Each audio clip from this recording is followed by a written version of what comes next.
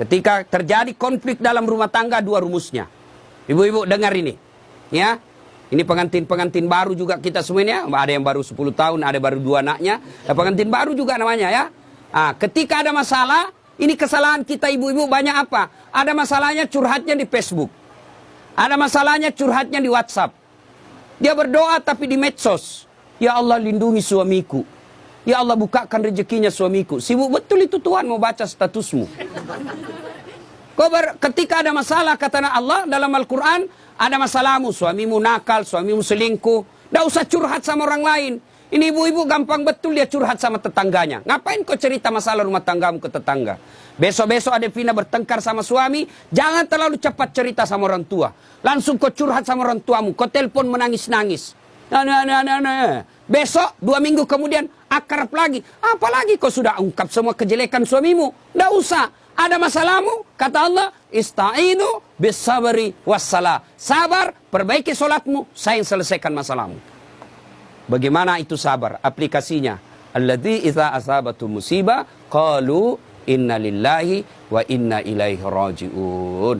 Oh, saya tidak sangka istriku begini. Oh, saya tidak sangka suamiku begini. Oh, saya tidak sangka mertuaku begini. Tapi itulah jodohmu. Maka lebih kau ucapkan inna lillahi wa inna ilaihi rajiun. Banyak rumah tangga yang akhirnya hancur gara-gara terlalu cepat curhat sama orang lain. Curhatnya lebih parah di medsos.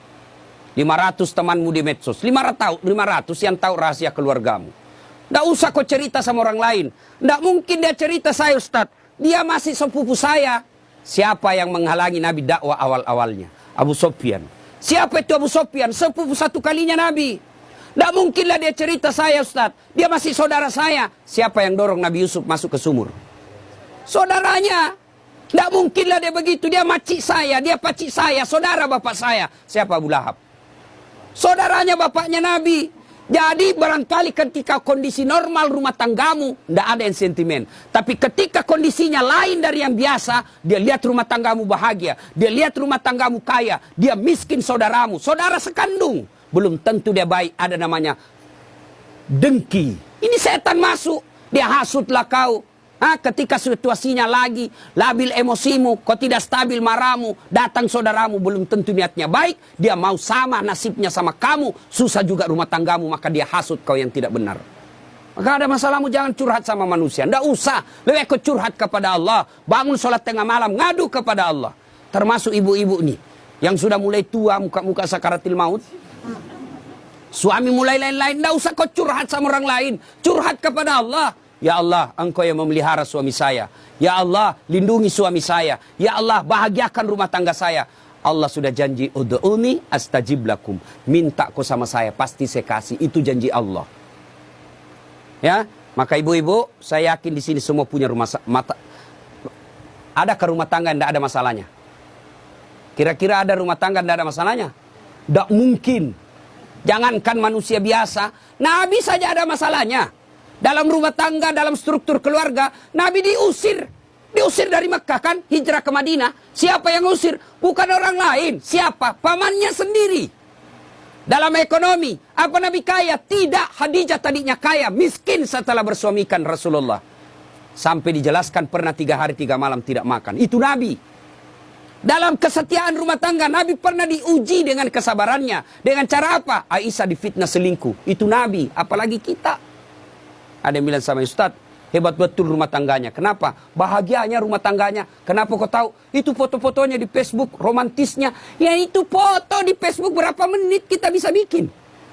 Bodoh itu namanya kalau bertengkar dia share di Facebook. Beleng-beleng namanya itu. Tak mungkin lah, semua yang baik-baik. Maka begitu ada masalah, ista'inu bis-sabri was-shalah. Sabar saja. Yang kedua, perbaiki sholat. Nah ini sholat yang jadi masalah. Ya, apalagi kalau pengantin baru, subuh terutama. Allah kasih toleransi.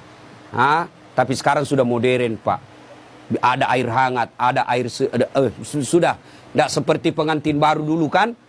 Rumah tidak ada kamarnya. Tamu 1 minggu baru pulang. Bingung kita Pak. Mau cari kamar tidak ada. Malu-malu lagi. Kamar mandinya dibawa pula. Mau mandi dilihat jauh orang basah kepala, enggak enak. Sekarang aman, satu kamar sudah ada kamar mandinya di dalam. Pun kalau kenapa malu, kenapa mesti malu? Ini sudah halal. Ya, nah ibu bapak saudara-saudara sekalian, banyak yang ingin saya sampaikan tapi waktu yang terbatas. Ada yang saya lupa satu lagi. Adinda Ali, besok-besok kalau marah jangan gampang bilang talak. Ini dengar semua laki-laki. Ya, marah jangan gampang bilang talak. Misal kau bertengkar langsung kau bilang saya talak kamu, jatuh talak satu. Artinya masih boleh campur. Damai malamnya masih boleh campur.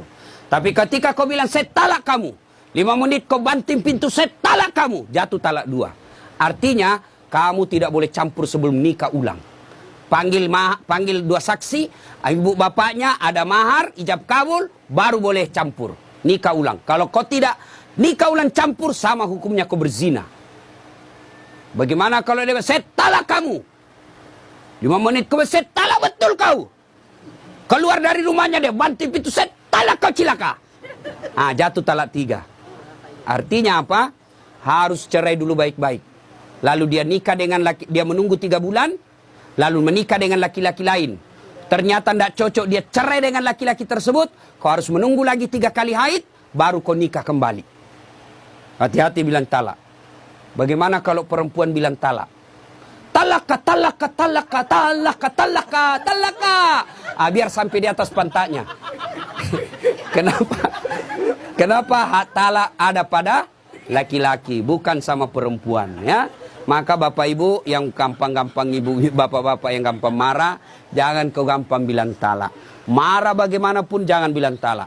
Kalau dia bilang istrimu antar, kasih kembali saya ke rumahku. Oke, saya kembalikan kau ke rumahmu, saya ikut ke mertuaku. Anda jangan masalah seperti itu, ya. Besok-besok Ali cari harta, jangan menghalalkan segala cara. Tapi insya Allah, saya tahu betul ini PJ atau Ali sangat disiplin dalam soal halal atau haram. Insya Allah. Demikian, mudah-mudahan ada manfaat. Sebelum kita akhiri, mari kita kirimkan suratul Fatihah kepada Rasulullah Muhammad SAW. Khasiat dan keutamannya kita ikhlaskan untuk kedua mempelai. Mudah-mudahan menjadi keluarga sakinah mawaddah warahmah, diperkumpulkan bukan cuma di dunia, tapi insya Allah sampai di akhirat kelak.